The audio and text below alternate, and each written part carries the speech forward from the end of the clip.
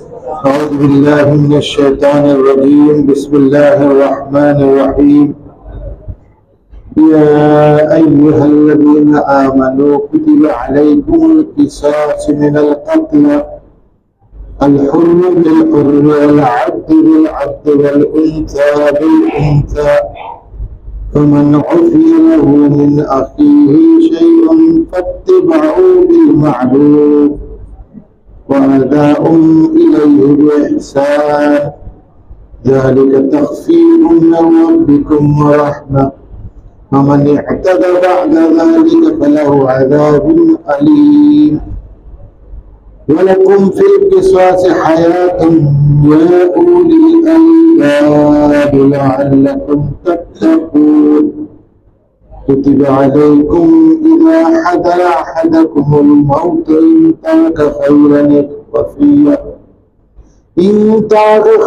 الوصية للوالدين والأقربين بالمعروف حقا على المتقين، ومن بدله بعدما سمعه فإنما إثمه على الذين يبدلونه، إن الله سميع عليم।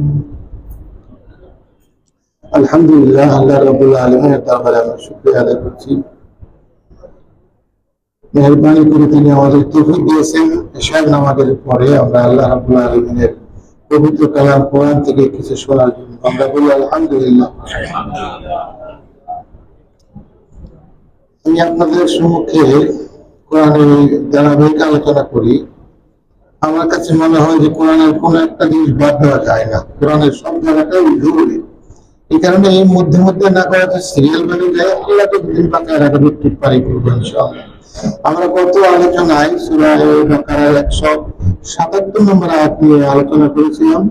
খুব গুরুত্বপূর্ণ একটা আয়াত, যে আয়াতটা আল্লাহ সুবহানাহু ওয়া তাআলা, আমি সংক্ষেপে ওটার অর্থ বলবো। আল্লাহ পাক বলছেন এখানে, লাইসাল বিররা আন তুওয়াল্লু উজুহাকুম কিবালাল মাশরিক ওয়াল মাগরিব, পূর্ণ ওর মধ্যে নাই যে তোমরা তোমাদের মুখ মাশরিক পশ্চিম থেকে ঘোরাও অথবা মাগরিব পশ্চিমে ঘোরাও ঘোরাও। পূর্ণ হচ্ছে ওয়ালাকিন্নাল বির, পূর্ণ হচ্ছে মান আমানা বিল্লাহ।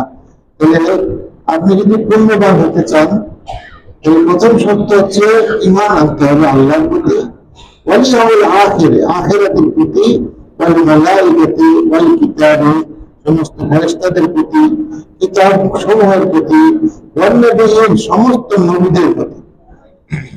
এটা একটা ঈমানের অংশ। আর দ্বিতীয় অংশ ওয়াতাল মাল, এবং দান করতে হবে সম্পদ আলা হুব্বিহি, আল্লাহর ভালোবাসায়। তারপরে কুরবা, তার মধ্যে থেকে যারা আত্মীয়, ওয়াল ইয়াতামা, ইতিম, ওয়াল মিসকিন, ওয়াবনাস সাবিল, যারা পথিক, ওয়াসাইলিন, যারা চায়, ওয়াফির রিকাব, যারা বিপদে আছে বা বন্দী আছে, ওয়া আকামুস সালাহ। তাহলে পূর্ণ ঈমান আনার পরে পূর্ণ হচ্ছে নিজের সম্পদ থেকে আল্লাহর রাস্তায় দান করা। তারপরে পূর্ণ হচ্ছে নামাজ প্রতিষ্ঠিত করা, ওয়া আকামুস সালাহ। তারপরে ওয়া আতাজ যাকাত। তাহলে প্রথমে দানের কথা বলছেন, তারপর যাকাতের কথা বলে গেল। ওটা নফল দান, এইটা যাকাত ফরজ দান। যেহেতু যাকাত সবার জন্য ফরজ নয়, এটা বলে আসছে। ওয়াল-মুফুনা বিআহদিহিম ইযা আহাদু, নিজের ওয়াদা রক্ষা করা, পূর্ণ করা। ওয়াস-সাবিরিন, শেষ কথা, সাবিরিন সবরকারী, ফিল-বাসাই ওয়াদ-দাররাই, বিপদে আপদে যুদ্ধে সবসময় সবর ইখতিয়ার করা, ওয়া হিনাল বাস। আল্লাহ বলেন, এই যে এই চরিত্রের লোক যারা, উলাইকাল্লাযীনা সাদাকু, তারাই হচ্ছে তাদের ওয়াদার সত্যবাদী, ওয়া উলাইকা হুমুল মুত্তাকুন, তারাই হচ্ছে মুত্তাকি। আল্লাহ সুবহানাহু ওয়া তাআলা 177 নম্বর আয়াতে মুত্তাকিদের চরিত্র আল্লাহ তুলে ধরেছেন। মুত্তাকিদের জন্য কিন্তু কোরআনের মধ্যে আইন কানুন, যারা মুত্তাকি নয়, কোরআনের আইনগুলো তারা মানেও না, বিশ্বাসও করে না, ওদের ব্যাপারে ধারণা করে না। সুতরাং কোরআনে যে আইনগুলি আছে, কোরআনের মধ্যে আমরা যদি বলি, কোরআনে কয়েক ধরনের আয়াত আছে। এর মধ্যে প্রথম যেটা, সেটা হচ্ছে ঈমানের ব্যাপারে, ঈমানের পরিচয়, ঈমান কেমন করে আনতে হবে, ঈমানের যাচাই বাছাইয়ের জন্য, হুমায়ুনের সত্যতার জন্য, প্রতিষ্ঠিত হওয়ার জন্য যথেষ্ট পরিমাণ কথা আল্লাহ পাক কোরআনে বলেছেন। আর দ্বিতীয় যে কথাটা বলেছেন সেটা হচ্ছে আহকাম, হুকুম। এই হুকুম আহকাম যেগুলি আছে, এই আহকামগুলি কিন্তু খুব গুরুত্বপূর্ণ। আর এই আহকাম শুধু তাদের জন্য, যেটা প্রথম অংশটা, অর্থাৎ যারা ইমানদার।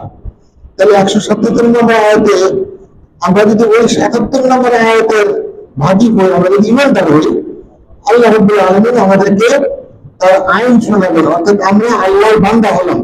এখন আল্লাহর বান্দা হওয়ার পরে এই বান্দায় প্রতিষ্ঠিত থাকতে হবে, এই বান্দা হলেই চলবে না।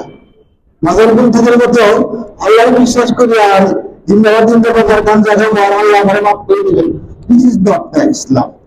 আপনি মানলেন মানে আপনার কান্দে একটা জোয়ান নিলেন, নাও আপনার আসল কাজ শুরু হয়ে গেল। এখন আপনাকে আইন কানুন মানতে হবে। সুতরাং পৃথিবীর সব জায়গাতেই যিনি মালিক তার আইন কানুন না মানলে ওই মালিক আপনাকে কিছুই দিবে না। That's the point. সুতরাং আল্লাহ সুবহানাহু ওয়া তাআলা আজকে যে আয়াতগুলো আমরা আলোচনা করবো এত গুরুত্বপূর্ণ, এবং আমার কাছে মনে হয়েছে কোরআনের মুজিজা হিসাবে যে এখনকার সমসাময়িক কথাগুলোর উপরে এই আয়াতগুলো অত্যন্ত গুরুত্ব।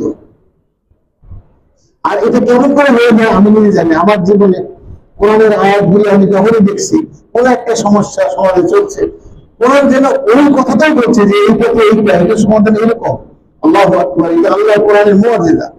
তো যাই হোক, তো যে কথা বলছিলাম, তাহলে কোরআনের একটা অংশ হচ্ছে ইমানের উপরে, দ্বিতীয় অংশটা হচ্ছে আল্লাহর আইন কানুনগুলি বোঝার জন্য, আর তৃতীয় অংশটা যেটা হচ্ছে আপনি আল্লাহর রাস্তায় থাকার জন্য আপনার আত্মার পরিশুদ্ধতা, তাজকিয়াতুন নফস, এটার জন্য আল্লাহ কথা বলেছেন।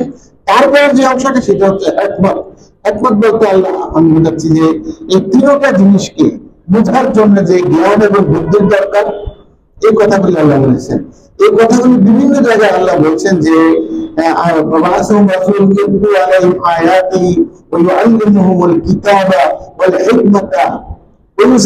এই যে চারটা জিনিস, এই চারটা পয়েন্টই আল্লাহ পাক এখানে বিভিন্ন জায়গায় বিভিন্নভাবে বলছে। তো এই চারটা পয়েন্টগুলি আমাদের বুঝতে হবে। কোরআন আমরা যখন বুঝবো, প্রথম পয়েন্ট যেটা কি, সেটা হচ্ছে আমার বিশ্বাসটা কত দৃঢ়। যার যত বিশ্বাস দৃঢ় হবে, আল্লাহর প্রতি বিশ্বাস, আখিরাতের প্রতি বিশ্বাস, এই দুটো বিশ্বাস যার যত বেশি দৃঢ় হবে, আর এই দৃঢ়তার জন্য একটা মাত্র উপায় হচ্ছে যার কাছে কোরআন নাজিল হয়েছে তিনি মুহাম্মদুর রাসূলুল্লাহ সাল্লাল্লাহু আলাইহি সাল্লাম, তার সুন্নতের পয়গামি করা, বাস দ্যাটস দ্য পয়েন্ট। তাহলে এটা যে করতে পারবে তার জন্য কিন্তু রাস্তা খুলে গেল।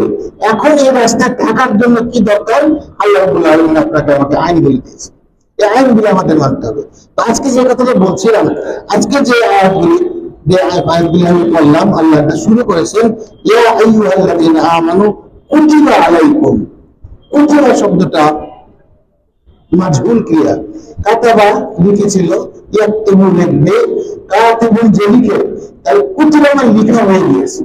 অর্থাৎ আপনি দেখবেন কোরআনের মধ্যে যেগুলি আইনগুলি ফরজ, খুব গুরুত্বপূর্ণ, ওইগুলি আল্লাহ পাক কুতিবা বলেছেন। কুতিবা আলাইকুমুস সিয়াম, তোমাদের জন্য নামাজ, সিয়াম লিখিত হয়েছে। আর এই যে আল্লাহ পাক নামাজের ব্যাপারে বলছেন ইন্না সালাতা কানাত আলাল মুমিনিনা কিতাবান মাওকুতা, ওইগুলো কিতাবান মাওকুতা, অর্থাৎ এই আইনগুলি আবার ফরজ আরবিতে আছে, সবগুলির মধ্যে কুতিবা শব্দটা ব্যবহার করে। কুতিবার মানে হচ্ছে লিখিত হয়ে গিয়েছে। এখন মনে করেন একটা জিনিস, আইন একটা অলরেডি পাস হয়ে গিয়েছে, এটাকে কি পরিবর্তন করে যাবে? আল্লাহর আইন, আল্লাহ বলছেন আমি লিখে দিয়েছি, অর্থাৎ আমার লেখা শেষ, আমি যা বলছি ইট ইজ অলরেডি ফাইনালাইজড, এবং এরপরে আর তারা কোনো উদাহরণ থাকবে না। যদি থাকে তাহলে বুঝতে হবে আল্লাহ কি আপনি মানছেন না।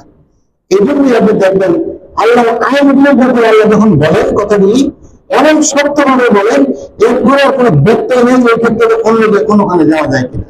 এটি ইহুদি এবং নাসারারা এই আল্লাহর আইনগুলিকে তাদের নিজেদের মন গড়া অর্থ এবং বিকৃত করে দিয়ে তারা আইন মেনেছে, কিন্তু এই আইন মেনে আল্লাহর পক্ষ থেকে তারা গজব এবং আযাবের তারা উপযুক্ত হয়েছে, এর বেশি কিছুই হয় না।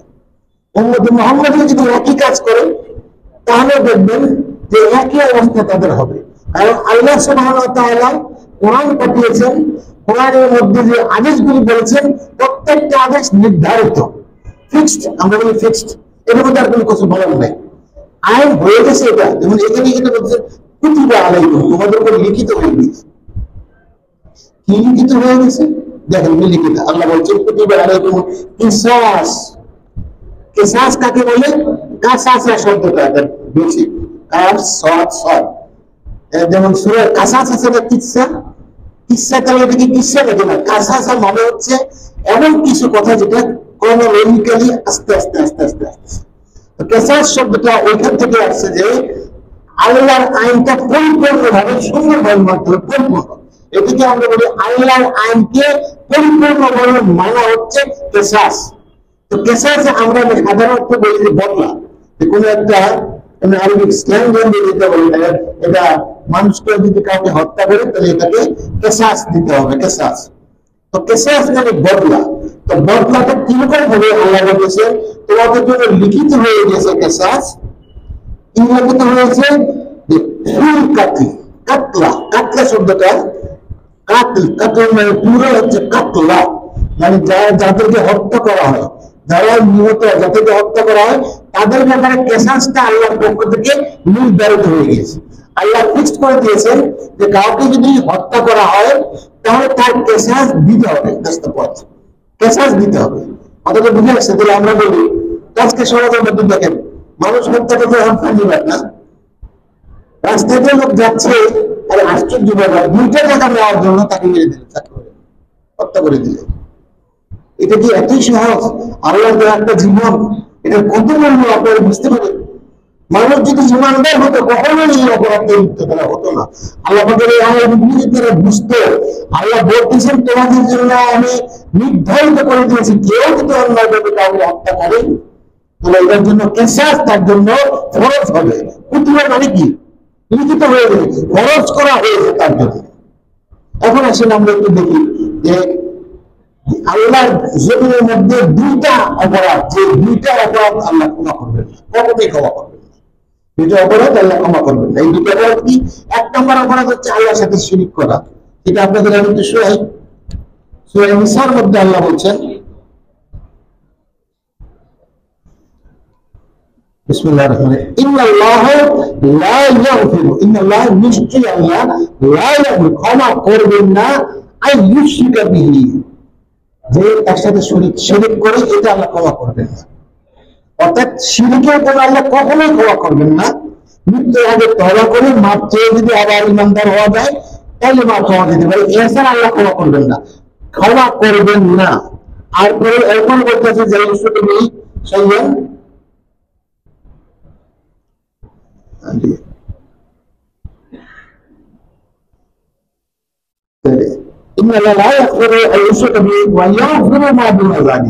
এছাড়া যা কিছু অপরাধ মানুষ করে ফেলে ওটা আল্লাহ চাইলে ইচ্ছা করলে ক্ষমা করে দিতে পারেন। জাতি থেকে কোনো কন্ডিশন নাই যে সৈয়দ গোষ্ঠীর মাফ করে দেবে না, সৈয়দ গোষ্ঠী তাদের মাফ করা হবে, তারা তাদের মাফ করা হবে না। হিন্দুদের মধ্যে যে জিনিসটা আছে কেন শুধু মহিলাদের জন্য তো কিতাবই ধরতে পারবে তারা, রামায়ণ ধরতে পারবে না। আপনি জানেন আপনারা যে কিতাব শুধুমাত্র যাদের পৈতাওয়ালা যারা বামন তারাই শুধু ওই বিভিন্ন কিতাব ধরতে পারবে, আর কেউ ধরতে পারবে না। আস্তাগফিরুল্লাহ। অথচ রাসূলুল্লাহ সাল্লাল্লাহু আলাইহি ওয়াসাল্লাম বলছেন আদমের সন্তান, প্রতিটি আদমের সন্তান তাদের একই রক্ত, আলাদা কিছু না। এক আদম এক ভাবের সন্তান, সে কাফের হোক মুসলমানের যেই হোক, সে আদমের সন্তান, একই রক্ত। এখন এইটার বিচারটা তো আল্লাহ মৃত্যুর পরে করবেন। তুমি এই রক্ত দিয়ে কি করেছো দুনিয়ার জীবনে, এটাই তো পরীক্ষা নাকি? কিন্তু আদমের সন্তানকে কেউ অস্বীকার করতে পারবে না। তো অস্বীকার করে আপনি যদি জাত করে দিয়ে আপনি আস্তে আস্তে নামায় দেন, যেটা তারা করেছে, আমাদের মধ্যে এরকম আছে, উনি একজন এত বড় বিশ্বাসের সন্তান, তার জন্য 7 খুন মাপ। আর এই একটা সাধারণ লোক কোনটা পারি না, প্রত্যেকের সমান। দেখেন আর আজকে বলবো যে দেখেন আমরা কত ডিসক্রিমিনেশনের মধ্যে বলতেছি। আল্লাহ সুবহানাহু ওয়া তাআলার চোখে there is no discrimination। তো এখানে কি বলছেন যে আল্লাহ শিরক ছাড়া যা ইচ্ছা আল্লাহ ইচ্ছা করলে ক্ষমা করে দিবেন। আর ইউশরিক বিল্লাহ, যে ব্যক্তি আল্লাহ শিরক করে ফাকাদ ইফতারা ইসমান আযীমা, মহা গুনার মধ্যে সে পতিত হয়ে যায়। এটা একটা অপরাধ। এই অপরাধ আল্লাহ মাফ করবেন না। মৃত্যুর আগে তওবা না করো, আরেকটা অপরাধ আল্লাহ মাফ করবেন, সেটা হচ্ছে হত্যার অপরাধ। হত্যাটা এত বড় অপরাধ, রাসূলুল্লাহ সাল্লাল্লাহু আলাইহি ওয়াসাল্লাম বলছেন যে আল্লাহ যখন বিচার কার্য শুরু করবেন, এই হত্যার অপরাধের বিচারটা আগে করবেন। খেয়াল করেন কথাটা, হত্যার বিচারটা। এক নম্বর তো মুসলমান মানে ইমানদার আর বেঈমান তাদেরকে তো আলাদা করা হবে। তারপরে যারা মুসলমান এবং ইমানদার তাদের মধ্যে থেকে কেউ যদি হত্যার অপরাধী থাকে, তার বিচারটা আগে করা হবে। এটা এক নম্বর। তাহলে এই দুটা অপরাধ, এটা আর হত্যা করা যায় শুধুমাত্র দুটো কারণে। খেয়াল রাখেন, একদম সহজ, ইসলামের মধ্যে কোনো ভেজাল নেই, মানে কঠিন কঠিন কোনো কথা নাই। হত্যা, আপনি মানুষকে, একটা মানুষকে হত্যা করার জন্য দুটো কারণে শুধু হত্যা করা যাবে, এছাড়া আর কোনো কারণে হত্যা করা যাবে। দুটো কারণ কি? এক নম্বর কারণ, কেউ যদি কাউকে হত্যা করে, হত্যার বিনিময়ে যে আল্লাহ কোরআনে দুটো বলতে কেসাস, এটার কারণে হত্যা করা যাবে এক নম্বর। আর দুই নম্বর যেটা করা যাবে সেটা হচ্ছে ফেসাদ। আল ফাসাদু আশাদ্দু মিনাল কাতলা, মানে ফেসাদ জমিনে যারা সমাজের মধ্যে ফেসাদ সৃষ্টি করে বেড়ায়, সন্ত্রাসী করে বেড়ায়, তাদেরকে হত্যা করা যাবে। তাহলে বোঝা গেল দুটো কারণ, যে সমাজকে শান্তিশীল করার জন্য, সমাজকে সুন্দর করার জন্য। তখন এটা কিন্তু আবার নিজের হাতে আইন তুলে নেওয়া যাবে না, ইসলাম এই পারমিশন দেয় নাই।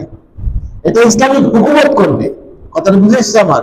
এদিকে বলে যে হুজুর কইছেন মেরে ফেলে দিলে, রাস্তার মধ্যে মেরে ফেলে সন্ত্রাসী না। আপনাকে যদি কেউ হত্যা করতে আসে, তো আপনি তাকে হত্যা করতে পারবেন না। আপনি তাকে আইনের শাসনে আপনি তাকে দেন, তারপর তার বিচার যেতে হবে। এটাই ইসলাম। ইসলাম এই কথাটাই বলে। এই জন্যই কেসাস মানে হচ্ছে আল্লাহর আইনকে পরিপূর্ণ মানা। তো এটা একটা পয়েন্ট। আর আরেকটা যেটা বলছেন হত্যার কথাটা, যেটা আপনাদের বললাম, সূরা মায়েদার মধ্যে আল্লাহ পাক এই কথাটা বলেছেন।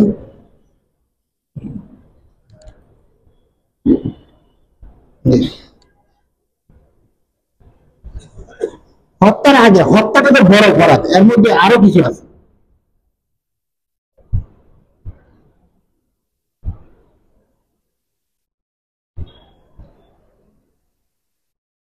আল্লাহ বলছেন মিন আজলি যালিক, এখানে ঘটনাটা হযরত আদম আলাইহিস সালামের হত্যা প্রথম কে করেছিল বলেন তো দেখি? কাবিল করেছিল হাবিলকে, তাই না? কাবিল কাতিল, মনে রাখার কথা বলছিলাম কত আলোচনায়। হত্যা করেছিল কাবিল হাবিলকে। ওই হত্যাটা অপরাধ, সেই অপরাধের কথা আল্লাহ বলছেন মিন আজলি যালিক কাতাবনা আলা বানি ইসরাঈল, বনি ইসরাঈলের জন্য। তাহলে বুঝে গেল এটা তওরাতে এই আইনটা ছিল। এই আইনটা ছিল, কিন্তু তওরাত তারপরে তারা মানে নাই।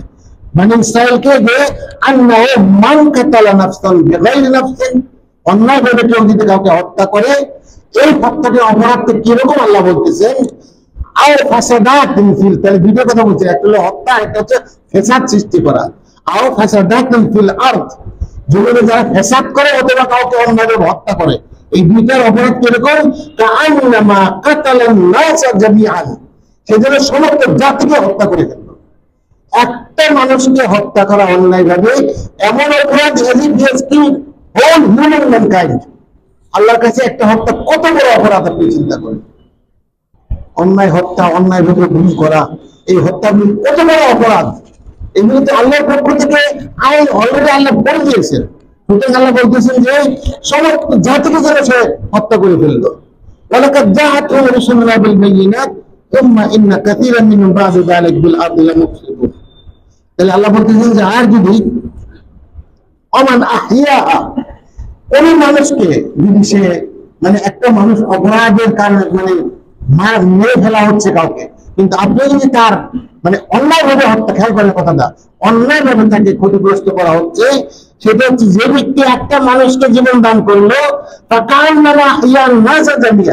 সমস্ত মানব জাতিকে যেন সে জীবন দিয়ে দিল।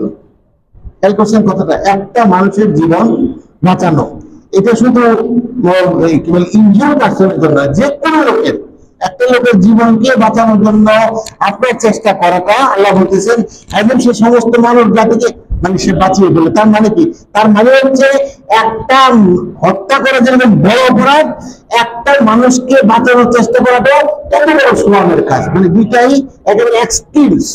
খেয়াল করছেন কথাটা? তাহলে এই যে আমরা যে আমাদের দুনিয়ার মধ্যে কত মানুষ কত বিপদে আছে, এই যে দেখেন বন্যা গেল কিছুদিন আগে, বন্যার মধ্যে যারা যারা গেছে, এই যে এই আয়াতের মধ্যে পড়বে না, সে কয়েকটা খালি ওই যে নোয়াখালীর কয়েকটা লোকেরা বাঁচিয়েছে না, সে পৃথিবীর সমস্ত মানুষগুলিকে বাঁচিয়েছে এই সবটা।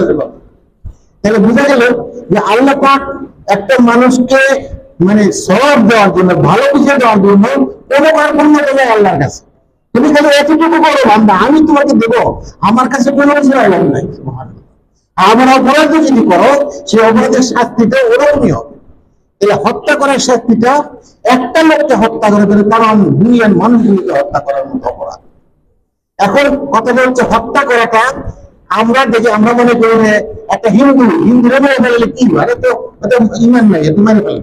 আপনি জানেন রাসূলুল্লাহ সাল্লাল্লাহু আলাইহি ওয়াসাল্লাম সহিহ বুখারীর হাদিস বলছি, আপনি রাসূল সাল্লাল্লাহু আলাইহি ওয়াসাল্লাম বলছেন, তোমরা যদি কোনো একটা নন মুসলিম তোমাদের জিম্মায় আছে, কিরকম, এবং সে কর দিচ্ছে, জিজিয়া কর দিচ্ছে, অথবা আপনার দেশে বসবাস করতেছে, আমার বাংলাদেশের কথাই ধরেন, হিন্দু ভাইয়েরা যারা আছে, অন্য যদি একটা হিন্দুকে হত্যা করা হয়, রাসূল সাল্লাল্লাহু আলাইহি ওয়াসাল্লাম বলছেন ওই ব্যক্তিটি অথবা ওই গোষ্ঠীটি যারা এরকম অপরাধটা করেছে, সে আল্লাহর জান্নাতের গন্ধ কোনদিন পাবে না, যেই গন্ধটা 40 বছরের রাস্তা থেকে পাওয়া যায়। আল্লাহ জান্নাতের গন্ধ রাসূল সাল্লাল্লাহু আলাইহি ওয়াসাল্লাম বলছেন এমন একটা সুগন্ধ 40 বছরের রাস্তা থেকে এই গন্ধটা পাওয়া যায়। কিন্তু যেই ব্যক্তিটি অন্যায়ভাবে একটা কাফেরকে হত্যা করে, যে জিম্মায় মুসলমানদের আছে, সে কোনদিন জান্নাতের গন্ধ পাবে না। এবার আসেন, এবার বলুন মিলান আমরা কি করছি আর কি হচ্ছে। সেজন্য বলি ভাই, ইসলাম খুব সহজ, কিন্তু কোরআন না জানলে ইটস ভেরি বিগ প্রবলেম। এমন সমস্যা হয়ে যাবে যে মানুষ তো বুঝতে পারতেছে না কি অপরাধের মতো লিপ্ত হয়েছে। তো এই কথাটা আমাদের খেয়াল রাখতে হবে। আল্লাহ পাক এখানে বলছেন যে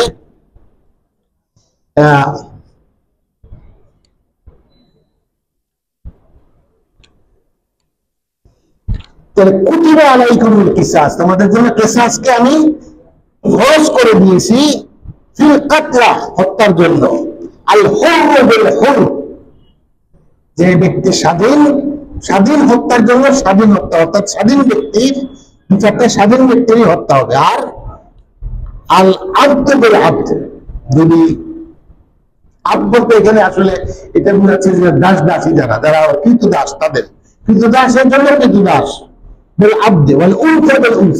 মেয়েদের জন্য মেয়ে, মানে হিসাবটা এমন বরাবর হবে যে একটা স্বাধীন ব্যক্তির জন্য স্বাধীন ব্যক্তি, একটা পরাধীন ব্যক্তির জন্য পরাধীন ব্যক্তি, একটা মহিলার জন্য একটা মহিলা, এরকম বেশি। আল্লাহ পাক বলতেছেন যে এটা আল্লাহর পক্ষ থেকে ফরজ দায়িত্ব। কিন্তু এখানে কথা আছে, এরপরে কথাটা কত দেখেন কেন আল্লাহ রাব্বুল আলামিন কত দয়ালু, কত দয়ালু। যদি কেউ তার ভাইকে ক্ষমা করতে চায়, কথাটা খেয়াল করেন, আখি জন্য বলছেন যে একটা মানুষ যদি একটা মুসলমান আরেকটা মুসলমানকে হত্যা করে, সে কাফের হয়ে যায় না, তার ভাই থাকে। খেয়াল করছেন কথাটা, তার ভাই থাকে। এদের উপর যদি তার ভাইকে সে ক্ষমা করতে চায়, সেই সেজন্য মানে জানা জিনিস যতটুকু এটা তার ইনসাফ অনুযায়ী যেন সে তাকে ক্ষমা করে, এবং এটা যখন আদায় করে, এটা যখন উত্তর ভাবে আদায় করে, এটার কথা হচ্ছে আমরা বলি একটা হল কেসাস, আর একটা হচ্ছে দিয়া। আমরা বলি আরবিতে এটা ভাষা দিয়া, মানে হচ্ছে রক্তপাত। যে আপনি একটা মানুষ হত্যা হয়েছে, আপনার আত্মীয় হত্যা হয়েছে, আপনি যদি চান এই হত্যার বিনিময়ে আপনার উপরে আল্লাহ 100% পারমিশন দিয়েছেন যে আপনার ভাইকে হত্যা করেছে তাকে আপনি হত্যা করতে পারবেন। অন্যায়ভাবে, কথা হচ্ছে অন্যায়ভাবে হত্যা করেছে, তাহলে আপনি তাকে হত্যা করতে পারবেন। এখন আপনি যদি হত্যা না করতে চান, আমি মাফ করে দিচ্ছি, আমার ভাইরা মাফ করে দেব, মাফ যদি করে দেন, তাহলে এটার জন্য আল্লাহ এমনি মাফ করা হবে না। দেখেন, আপনি মাফ করে দেন, ইসলাম কোন সত্য। দেখেন, একটা লোক হত্যা হয়েছে তার দৃষ্টির, সে বলছে ঠিক আছে আমি মাফ করে দিলাম, তখন সরকার সিদ্ধান্ত নেবে এই যে মাফ করে দিয়েছে, এই মাফের বিনিময়ে তাকে কি দেওয়া হবে। কারণ একটা মানুষ যখন মারা যায়, তার পিছনে কত লোক থাকে আপনি চিন্তা করেন। এই যে আমরা তো প্রায় ব্যাপারে দেখি, এই মা গুলি কাঁদতেছে, আমার ছেলেটা একমাত্র ছেলে কর্মক্ষম ছেলেটা হত্যা হয়ে গেল, আমি এখন কি করবো। তাহলে বুঝা গেল যে একটা মানুষ হত্যা হলে তার পিছনে অনেকগুলো লোক এটার সাথে লিঙ্ক থাকে। সেজন্য ইসলাম এটাকে গুরুত্ব দিয়েছে যে তার হত্যার কারণে হত্যা কেন করা হবে এরপরে হয়তো বলবো যে তোমাদের জীবন এটার মধ্যে, কারণ হত্যার বিনিময়ে হত্যার বিচারটা যদি না থাকতো এই আয়তের সামনে নতুন যাবেন তাহলে বুঝতে পারবেন। রাসূলুল্লাহ সাল্লাল্লাহু আলাইহি সাল্লাম ইসলাম যখন নিয়ে আসলেন এর আগে আউস এবং খাররাস আপনারা জানেন দুইটা গুরুত্ব ছিল, তারা সারা বছর তাদের মধ্যে মারামারি কাটাকাটি লেগে। তো ওয়ার্ডের মধ্যে থেকে যারা জিতত তাদের একটা আইন ছিল যে যারা হারছে তাদের থেকে দেখে কাউ যদি মারা যায় তাহলে এরা এটা দিয়ে কিছুই দিবে না, দিবে না তাহলে তাদের ব্যাপার। আর যদি এরা যারা যারা বিজয় লাভ করছে তাদের কাউকে যদি ওরা হত্যা করে তাহলে তার জন্য 10 গুণ 20 গুণ এটা তো দিবে। হত্যা তো করবে একটা কিন্তু 10টা, একদম 10টা করে না যারা দিয়ে ওদের জন্য সব কিছু দিবে। এই ছিল বেইনসাফি। তো আল্লাহ রাব্বুল আলামিন ওই বেইনসাফি থেকে বন্ধ করার জন্য এই আয়াতটা নাযিল করেছেন। এক নম্বর হচ্ছে যে তোমরা যে অন্যায় ভাবে হত্যা করতেছো এটা অত্যন্ত গর্হিত কাজ, এটা আল্লাহ পাক ক্ষমা করবেন না। আর তোমরা এটার জন্য হত্যার জন্য হত্যাই হবে, এটা আসল শাস্তি। আর দ্বিতীয় কি, যদি দেখা যাচ্ছে যে না সমাজের মধ্যে প্রবলেম দেখা দিচ্ছে এরা হত্যা করছেন আরেকটা লোকের যদি হত্যা করেন তাহলে এই হত্যা কিন্তু সারাক্ষণ একটা জেলাসি বা একটা প্রতিশোধ প্রবণতা থেকেই যাবে। তখন যদি ইসলামিক সমাজের মধ্যে যদি ওই ভাইটা তাকে ক্ষমা করে দেয় তখন ইসলামিক আইন হচ্ছে সমাজ ব্যবস্থায় তাকে হিসাব দিয়েছে কিরকম উপযুক্ত কিরকম টাকা রক্তপণ তাকে দিতে হবে। ইসলামিক আইন অনুযায়ী রক্তপণ হচ্ছে 100 উট। 100 উট এটা আর কি সমান। তো আমি সৌদি আরবে থাকতে আমি দেখছি এরকম 100 উটের যে দাম মানে তখনকার অবস্থায় যে দাম ওই দামের পরিমাণ টাকাটা দিয়ে দিলেই তাহলে তার দিয়া মানে রক্তপণ দাবিটা আদায় হয়ে যাবে। কিন্তু এটাই শেষ নয়, মাপ চাইতে হবে এবং বলতে হবে যেটা এটা কোনো বিনিময় নয়। কারণ আল্লাহ পাক এখানে বলছেন, আল্লাহ পাক বলছেন ফাত্তাবিউল মা'রুফ ওয়া আদাউল ইলাইহি বিইহসান যালিকা তাখফীফুম মির রাব্বিকুম ওয়া রাহমাহ। এটা আল্লাহর পক্ষ থেকে সার এবং দয়া। আল্লাহ যদি বলতেন যে না এটা করা যাবে না, যেটা ওরা করছে তাদের কিতাবে কি আমরা করলাম, তাদের কিতাবে লেখা ছিল, আমি একটা মধ্যে অনেক সময় নষ্ট হয়ে যাবে যাবো না, ওইখানে আল্লাহ বলছেন যে তাদের কিতাবে লেখা ছিল যে তারা যদি ক্ষমা করে দেয় এটা উত্তর ভালো, কিন্তু কোনোদিন তারা ক্ষমা করে নাই, এই ঝগড়াটা তারা লেগেই আসছিল। এখানে আল্লাহ বলছেন যে আল্লাহর পক্ষ থেকে তোমাদের দয়া দেওয়া হয়েছে, এটার জন্য তোমরা সুযোগ নিও না। কারণ বলে এই যে এখানে বলছেন যে বিল মা'রুফ ওয়া ইহসান, ইহসান এই জন্য বলছেন যে বিয়া হলো 100 উট না, 100 উট অনেকে করতো কি মরা যেগুলি মানে মরে যাবে পর্যন্ত করে উট এগুলি 100 উট তারা দিয়ে দিত। ক্যালকুলেট করা 100 এসার মানে হচ্ছে আপনি যখন রক্তপণ দিবেন ওরকম পরিমাণে আপনাকে দিতে হবে, ভালো জিনিসটা দিতে হবে। কারণ পচা মরা টুকটাক এটা কোনো মতো এগুলো এমনি মরে যাবে না, এগুলি 100 দিয়ে দিলেন, এটা এটা এটা এসার নয়। এগুলি ইসলাম খুব গুরুত্বপূর্ণ কথাগুলিকে ডিটেইলস বর্ণনা করে, এটা খেয়াল রাখতে হবে।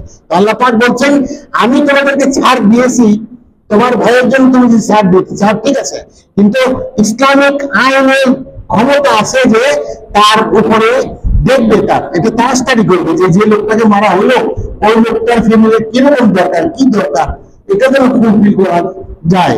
যদি যে ব্যক্তি করেছে এটা যদি করতে পারে ওইভাবে তাকে আদেশ করা হবে, দ্যাটস দ্য পয়েন্ট। আর যদি না করে তাহলে সরকার সেটাকে তো বহন করবে, সবকিছুর ব্যবস্থা আছে। মানে পরিপূর্ণভাবে তার বিয়ে দেওয়ার পরেও যদি তার না চলে দেখা যাচ্ছে তখন কি করবে, তখন রাষ্ট্র ব্যবস্থা এটাকে গ্রহণ করবে। কোন একটা মানুষ ইসলামিক সমাজ ব্যবস্থার মধ্যে কষ্টে থাকবে এটা প্রশ্নই আসে না। কত ধরনের সুবিধা আল্লাহ করে দিয়েছেন।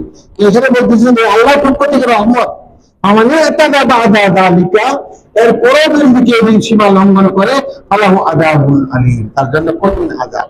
সুতরাং আজকে আপনি হয়তো মোরাউট দিয়ে আপনি বুঝিয়ে দিচ্ছেন 100 দিয়ে দিচ্ছেন, কিন্তু আল্লাহর কাছে এটা তার আপনি পেতে পারবেন না, কারণ আল্লাহ আযাব ঠিক মতো রেখে দিয়েছেন। আল্লাহর ইনসাফের কাছে আপনার ইনসাফ কোন কাজে লাগবে না, কারণ আল্লাহ হচ্ছেন আপনার সৃষ্টিকর্তা, আমার সৃষ্টিকর্তা, তিনি জানেন তার বান্দার অবস্থা।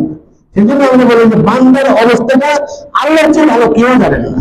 আর আল্লাহ রাব্বুল আলামিন এই যে হত্যার অপরাধের সম্বন্ধে আল্লাহ বলতেছেন ওয়ালাকুম ফিল কিসাসি হায়াতুন ইয়া উলিল আলবাব, অজ্ঞানী ব্যক্তিরা তোমাদের জন্য কিসাসের মধ্যে তোমাদের জীবন নিহিত আছে।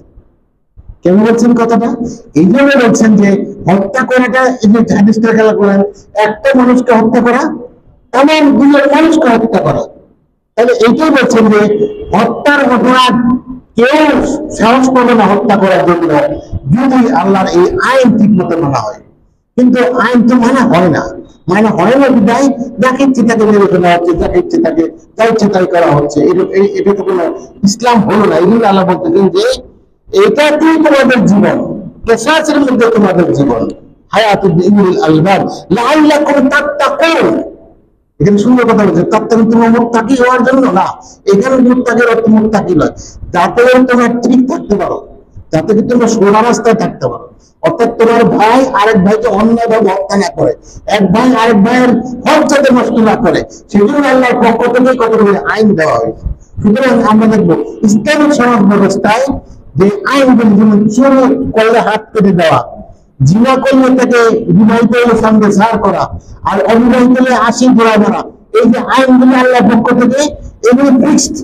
এগুলিকে আমরা পরিবর্তন করতে পারবো না, এগুলি পরিবর্তন করাটা আমাদের কাজ নয়। আর আপনি মন পরিবর্তন করতে চাইবেন, তখনই আপনার আমার সমস্যা দেখা দেবে। ইসলামিক সমাজ ব্যবস্থায় আমাদের মুসলমানদের দল কত সময় শেষ করবো। যাই হোক, তো যে কথা আপনাদের বললাম, আল্লাহ সুবহানাহু ওয়া তাআলা বলছেন, তাহলে দেখেন আল্লাহর কোরআনকে যদি আমরা মানি, মানুষ মারা তো দূরের কথা, আল্লাহ কোরআনে এখানে বলছেন যে তাদেরকে, এখানে দেখেন বলছে যে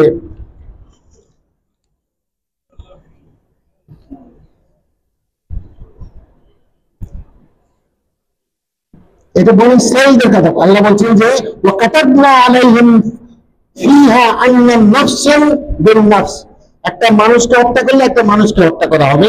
বলে আইনা বিল আইন, কেউ যদি একটা চোখ নষ্ট করে দেয়, একটা চোখ কান নষ্ট করে দেওয়া হবে।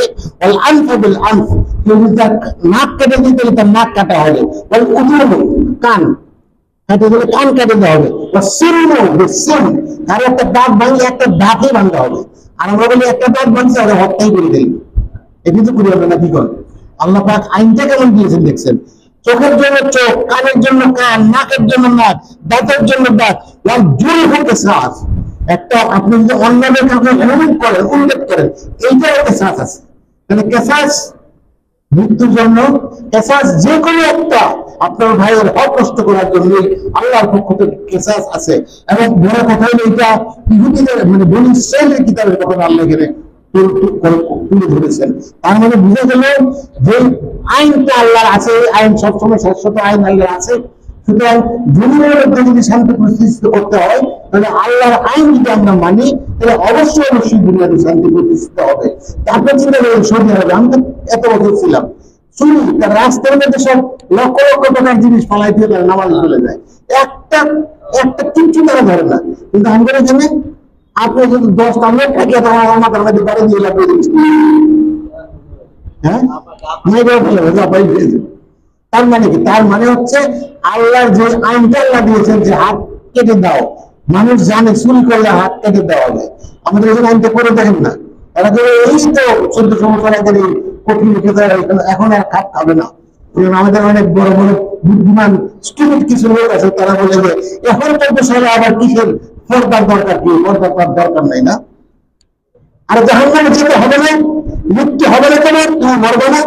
আল্লাহকে ভয় করো, আল্লাহকে ভয় করো, মৃত্যুকে ভয় করো, মৃত্যু আসবেই, সেই মৃত্যুকে ভয় করো। তুমি আজকে যে মানুষের কাফেরটা কথা পাওয়ার জন্য তুমি ইসলামিক আইনের বিরুদ্ধে কেউ যদি কথা বলে, আল্লাহ সুবহানাহু ওয়া তাআলা তাকে কখনোই ক্ষমা করবেন না। সেজন্য আমরা বলি আসুন আল্লাহর আইন মানার চেষ্টা করি। একটা কথা বললেন কুতিবা আলাইকুম, কেসাসটা আল্লাহ আইন করেছেন।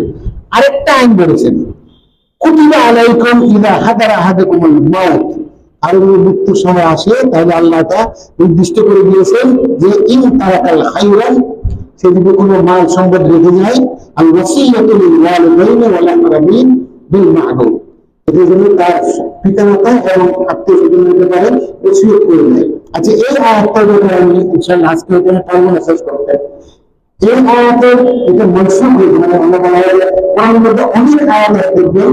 এই ধরুন মদের ব্যাপারে আমি তো আগে কয়েকবার বলছি, মদ প্রথমে বলছে এটা ভালো আছে, খারাপ আছে, কিন্তু খারাপ বুঝি ভালো পাই। এরপরে হচ্ছে এই মদ খাওয়ার জন্য আমাদের ঝাড়খণ্ড করে দেবেন, এরপরে মদটাকে হারাম করা হয়েছে। ঠিক এই এই জিনিসটা ঠিক তাই। প্রথমে যখন নাকি সূরা নিসার মধ্যে যে ওয়ারিসদের যে সম্পত্তি আল্লাহ ফিক্সড করে দিয়েছেন যে দুনিয়ার সমান না পাবে, দুই ভাগ আছে, ওই ভাগ আসার আগের এই আয় তখন ওইটা ফরজ আসে না। এই জন্য এখানে বলছেন তোমাদের জন্য ওসিয়ত করে দেওয়াটা আল্লাহ ফরজ করেছে পৃথিবীর আয়াত করে। যারা আল্লাহকে ভয় করে তাদের জন্য এখন ওসিয়তের ব্যাপারটা যারা বলি, ওসিয়ত করার কিন্তু বাতিল হয়ে গেছে না, ওসিয়ত এখনো আছে। প্রত্যেকে বলেন রাসূল সাল্লাল্লাহু আলাইহি ওয়াসাল্লাম হাদিস থেকে বলে, রাসূল সাল্লাল্লাহু আলাইহি ওয়াসাল্লাম বলছে একটা বান্দা তার সম্পত্তি 1/3 ম্যাক্সিমাম 1/3 ওসিয়ত করতে পারবে। ওসিয়তের আবার কতগুলো শর্ত আছে, হচ্ছে যে যারা আপনার ওয়ারিশ হবে তারাও ওসিয়তের ভাগী হবেন, এটা একটা। আর যারা আপনার ওসিয়তের বাইরে যারা যেমন আত্মীয় স্বজন আছে তাদেরকে আপনি ওসিয়ত করতে পারবেন, কিন্তু 1/3 এর বেশি করা যাবে না। আর আমাদের আবু হানিফার মতে আত্মীয় স্বজনদেরকেও ওসিয়ত করা যাবে। যেমন আমরা বলছি যে এই যে আয়াতগুলো আপনাদের আলোচনা করলাম, এই আয়াতগুলোর ব্যাপারে আমাদের ফিকহ শাস্ত্রের মধ্যে অনেক বেশকম আছে। হানাফি মাযহাব, শাফি মাযহাব প্রত্যেকে তাদের মত দিয়েছেন এবং প্রত্যেকের মতের বিভিন্ন যুক্তি আছে। তো আমরা এই কথাগুলি, আমরা যারা সাধারণ মুসলমান তারা কি করি, আমরা করবো কি এটার ব্যাপারে যখন কোনো একটা সমস্যা আসবে, যেমন এখন যেগুলি প্রবলেম হচ্ছে দেখেন, এগুলো মারছে, ওরা অ্যারেস্ট করেছে, 100 জনের অ্যারেস্ট করেছে, এটার বিচারটা কি হবে? এটার বিচার ইসলামিক আইন ব্যবস্থার উপরে ছেড়ে দিতে হবে। নিজের হাতে আইন নেওয়া যাবে না, নিজের হাতে আইন নেওয়া যাবে না। কারণ এই ব্যাপারে আমাদের আইনমারা যারা আছেন বড় বড় তারা ইখতিলাফ করেছেন। এই জন্য আমরা এগুলো হাতে নেব না, আমরা নিজের কোনো ভাবিতে আমরা দেবো না যেটা এটার বিচার এই হবে, এটার বিচার এই হবে। কারণ আমাদের উচিত হবে ইসলামিক আইন যেটা হবে কোরআন, সুন্নাহ, কিয়াস এবং আপনার ইজমা, এই চারটির উপরে আমাদেরকে নির্ভর করতে হবে। মুসলমানদের এই আল্লাহর আইনের উপরে পরিপূর্ণ আস্থা রাখাটাই ইমানের একটা অংশ। সুতরাং আমি নিজের থেকে কোনো আইন বানাও, আমি কোনো কথা বলবো না, আমার বলা উচিত হবে না। আমাদের উচিত হবে আল্লাহর কোরআনকে সঠিকভাবে বুঝে। আমি যদি না বুঝতে পারি, আল্লাহ কোরআন স্পষ্ট করে দিন, তুমি যদি জানো না জানো তার কাছ থেকে তুমি জেনে নাও। সেজন্য আমরা বলি যখনই কোনো ব্যাপারে আমাদের ইসলামে কোনো আইনের ব্যাপারে আমাদের কোনো সমস্যা হয়, যে কোনো আমাদের ব্যাপারে কোনো সমস্যা হয়, বেস্ট হচ্ছে যিনি জানেন তার কাছ থেকে আমাদের জেনে নিতে হবে। আমি এই কথা বললে আমার পছন্দ আমি মেনে নেব, এরকম বললে হবে না। কারণ এই জন্য হবে না যে আপনার জ্ঞানটা ওইভাবে আপনার আসে নাই। আমরা তো ইংরেজি শিক্ষিত লোক, আমার কথা আমি বলতে পারি, আমি নিজস্ব কোনো কথা বলি না। আমি শুধু ওই যে আইন মারার যারা আছে তারা যে বাদিকদের ওদের কথাই আমি বলি। তো এখন এই আইনগুলোর ব্যাপারে এত বেশি কিছু একটা আছে যে কিরকম, যেমন একটা এক্সাম্পল বলি, যেখানে বলছে যে যারা মানে স্বাধীন ব্যক্তির জন্য স্বাধীন ব্যক্তি, এটা কি যে মরছে না যে মারছে কোনটা, এটা কিন্তু বলেন নাই। তো ইমাম রাজি, ফখরুদ্দিন আল রাজি রহমাল্লাহ, তিনি বলেছেন যে এটা যে মারছে তার কথা, অর্থাৎ কোন স্বাধীন ব্যক্তি যদি কাউকে হত্যা করে থাকে তাহলে ওই স্বাধীন ব্যক্তিকে হত্যা করতে হবে। কোন বান্দা মানে কোন কি বলে গোলাম যদি কাউকে হত্যা করে থাকে তাহলে গোলামকে হত্যা করতে হবে, এইভাবে নিয়েছেন। আবার কেউ বলছেন না, কোন গোলামকে হত্যা করলে আরেকজনের গোলাম হত্যা করা যাবে। তো আমার কথাটা হচ্ছে যে এই ইখতিলাফ আমাদের দরকার নেই। আমাদের যেটা দরকার ইসলামিক আইন আমরা মানবো। আমরা এই দুজন বলছেন যে সূরা আল ইমরান আল্লাহ বলছেন যে যখন নাকি মুতাশাবিহ আয়াত আসে, যেগুলি বুঝা যায় না কথাগুলি, সেগুলি ইমানদাররা কি বলে, সব আমাদের আল্লাহর পক্ষ থেকে।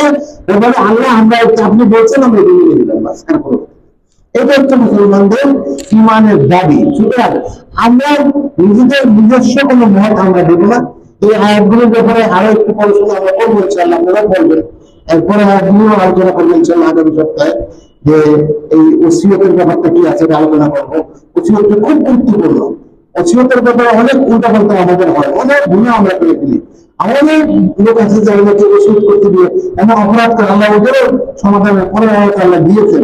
কেউ যদি অন্যভাবে ওসিয়ত করে ওদের বিচারটাও যেন সমাজ এটা করে দেয় যে উনি অন্যকে ভুল করেছে, যারা আছে তাদের সাথে বসতে হবে, বসে তাদের সাথে কথা বলতে হবে। ভাই উনি তো বয়স্ক মানুষ, হয়তো ওনার মনে ছিল না বা কোনো ঠিক করে নাই, কিন্তু আপনারা যদি ওটাকে শুধরে না দেন তাহলে তুমি গুণাগার হবে। একটা লোকের হক নষ্ট করে কত বড় একটা খেয়াল করছেন। সুতরাং এইটাই আমাদের কথা, আমরা বলি মুসলিম উম্মাহ একটা শরীরের মতো। আল্লাহ রাসূল বলেছেন যে কারো শরীরে একটা অংশ যদি ব্যতীত হয় তার সমস্ত শরীর ব্যতীত হবে। সুবহানাল্লাহ, এটাই তো নিয়ম। তা আমরা এটাই আমরা করবো, আমরা খেয়াল করবো যে আমার স্বার্থের দিকে আমি দেখবো না। আমি কি দেখবো? হ্যাঁ, আমার স্বার্থ দেখবো না, আমারই স্বার্থ এটা। আজকে যদি আমার দুনিয়ার স্বার্থ দেখি, আমার আসল স্বার্থ কিন্তু হারিয়ে যাবে। আসল স্বার্থ কোন জায়গায়? আখেরাতে। ওই জায়গায় যদি আমি ফেলে দিই তাহলে খাবার কিছুই বলবো না, আমাদের ছাড়া হবে। সেই জন্য আমরা বলবো যে আমরা চেষ্টা করবো, কি চেষ্টা করবো? আল্লাহর আইনকে কোরআন এবং সুন্নাহ অনুযায়ী মানার চেষ্টা করবো। এবং এটা আমার বুঝে যদি না আসে, যিনি জানেন তার কাছ থেকে জেনে ওটা মানার চেষ্টা করবো। আল্লাহ সুবহানাহু ওয়া তাআলা আমাদেরকে এই সুন্দর একটা জীবন ব্যবস্থা আল্লাহ আমাদের দান করেন। আর আল্লাহ যেন আমাদেরকে ভুল বুঝে দিকে দূরে রাখেন। আর যে সমস্ত সমস্যা আমাদের আছে আল্লাহ যেন আমাদের দূর করে দেন। আমি আখিরে দাওয়ানা আলহামদুলিল্লাহি রাব্বিল আলামিন।